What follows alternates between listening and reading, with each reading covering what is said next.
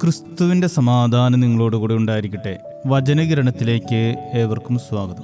German ദാർശനികനായ Arthur Schopenhauer ലോകത്തിന് സംഭാവന ചെയ്ത ഉപമയാണ് പോർക്കുപ്പൈൻ ഡിലീമ അഥവാ മുള്ളൻ പന്നികളുടെ ധർമ്മസങ്കടം. അതികഠിനമായ തണുപ്പുള്ള ഒരു ദിവസം ഒരു കൂട്ടം മുള്ളൻ പന്നികൾ തണുപ്പകറ്റാൻ വേണ്ടി പരസ്പരം അടുത്ത് കൂട്ടം കൂടി.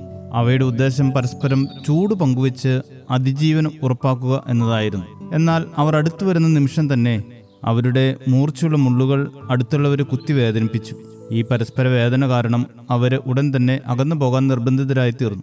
എന്നാൽ അകന്നു പോകുമ്പോൾ വീണ്ടും ശരീരം തണുപ്പിനാൽ വിറയ്ക്കാൻ തുടങ്ങി.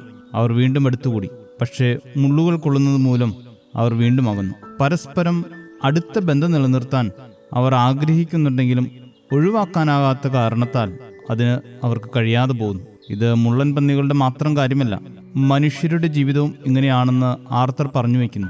ജീവിതത്തിലെ ശൂന്യതയിൽ നിന്നും ഏകാന്തതയിൽ നിന്നും ഉടലെടുക്കുന്ന സാമൂഹിക ബന്ധങ്ങൾക്കുള്ള ആവശ്യകതയാണ് നമ്മെ ഒരുമിപ്പിക്കുന്നത്. സ്നേഹം, കരുതൽ എന്നിവയൊക്കെ നമ്മൾ ആഗ്രഹിക്കുന്നവരാണ്. എന്നാൽ നമ്മൾ അടുക്കുമ്പോൾ ഓരോ വ്യക്തിയിലുമുള്ള അസുഖകരവും വെറുപ്പുളവാക്കുന്നതുമായ ഗുണങ്ങളും സഹിക്കാൻ കഴിയാത്ത പോരായ്മകളും പരസ്പരം വേദനയും തർക്കങ്ങളും തെറ്റിദ്ധാരണകളും ഉണ്ടാക്കുന്നു. ഏറ്റവും അടുത്താൽ വേദന ഉണ്ടാകാം.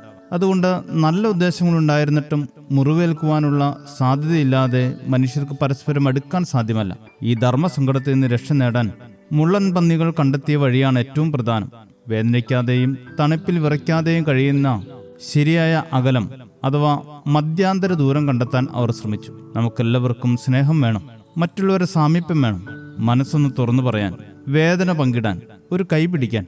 എന്നാൽ അതേസമയം ഒരു ബന്ധത്തിൽ മുഴുകുമ്പോൾ ഒരാൾ മറ്റൊരാളുടെ ജീവിതത്തിലേക്ക് അതിരുകളില്ലാതെ കടന്നാൽ സ്നേഹം പോലും വേദനയായി മാറാം. നമ്മളിലെല്ലാവരിലും ചെറിയ മുള്ളുകളുണ്ട്. അഭിപ്രായ വ്യത്യാസം, അഹങ്കാരം, ദൗർബല്യങ്ങൾ, കോപം, സ്വാർത്ഥത തുടങ്ങിയ മുള്ളുകൾ. അധികം ചേർന്ന് നിന്നാൽ അവ കൂടെയുള്ളവരെ മുറിവേൽപ്പിക്കും. പരിഹാരം എളുപ്പമാണ്. മുള്ളൻ പന്നികൾ ചെയ്തതുപോലെ നമ്മളും ഒരു ശരിയായ ദൂരം കണ്ടെത്തണം. അടുപ്പവും അകൽച്ചയും തമ്മിൽ സംവേദനത്തിന്റെ, മര്യാദയുടെ, പരസ്പര ബഹുമാനത്തിന്റെ സന്തുലിതമായ അകലം. ബന്ധങ്ങൾ എന്നത് മുറിവുകൾ ഉണ്ടാകാത്തൊരു യുദ്ധഭൂമിയല്ല, മുറിവുകൾ സുഖപ്പെടുത്താനുള്ള ഒരു ആശ്രമമായിരിക്കണം.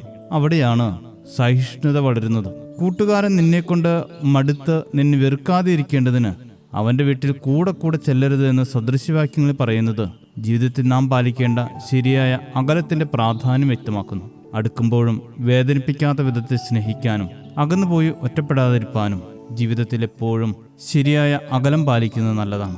മാന്യമായ ശരിയായ അകലത്തിൽ എല്ലാവരെയും ചേർത്ത് നിർത്താനും അതിലൂടെ പരസ്പരം സ്നേഹിക്കുവാനും ഏവർക്കും ഇടയാകട്ടെ. ശുഭദിനം നേരുന്നു. ദൈവം അനുഗ്രഹിക്കട്ടെ. നിത്യതയോളവും സത്യ കൂട്ടാളിയായി ക്രിസ്തനല്ലാതെയില്ലാരും ഈ ഭൂമിയിൽ.